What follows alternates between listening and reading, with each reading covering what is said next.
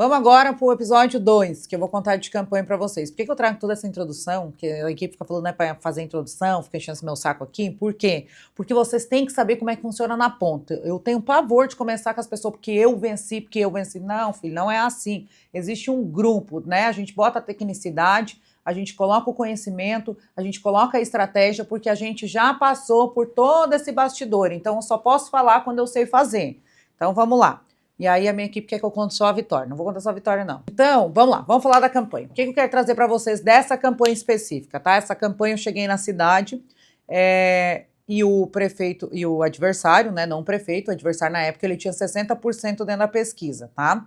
Na pesquisa que tínhamos lá, o meu cliente tinha 6% e o meu adversário 60%. Maravilhoso.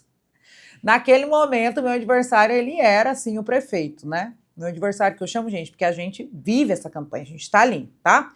Então, o que eu identifiquei? Primeiro, eu olhei o histórico da cidade para ver quem eram os prefeitos, quem eram os partidos. Eu fui lá para ouvir, nesse primeiro momento, eu precisava ouvir a história, o que eles traziam, o porquê, talvez, da vontade desse candidato, né, de estar ali, né, representando.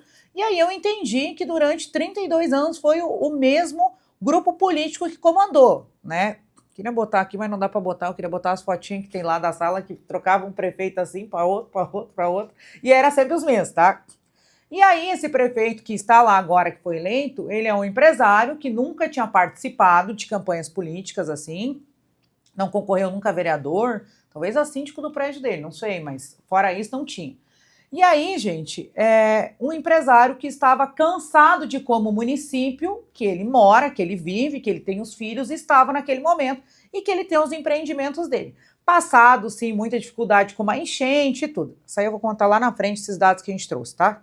Da enchente, essas coisas que ajudou também, na construção da narrativa.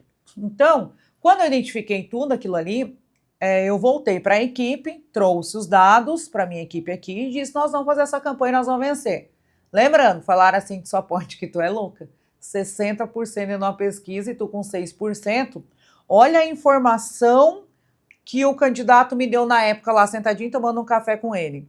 Isis, todos os partidos já conversaram comigo, já quiseram se amigar comigo, né? Já teve essa coisa de namorar ali comigo, que a gente diz, né? Estão namorando os candidatos agora. E aí, gente, uma coisa importante. Nessa pesquisa que tinha lá, essa primeira pesquisa, a espontânea, esse meu cliente, ele era um cara que performava em segundo lugar na espontânea. Então, se tu é um cara que é fora da política, eu pensei, e todos os partidos já te namoraram, já teve essa conversa, e nessa espontânea tu tá aparecendo sem nunca ter pisado nesse campo, sem ser partidário, sem as pessoas talvez te conhecerem, inclusive na cidade, sinal que tu tem a crescer. E o candidato contrário já tinha sido prefeito, já tinha os adeptos, mas também já tinha um desgaste que a gente chama que é a rejeição para avaliar. Na minha percepção, eu só tinha como crescer com esse candidato, mas eu tinha que ser ágil e rápida para deixar ele mais conhecido quanto antes. E o outro candidato, ele tinha que sangrar. O que é sangrar? Fazer coisa para tirar a imagem dele, Isis? Não, quando ele colocasse o nome na rua, as pessoas iam dizer, mas esse aqui de novo?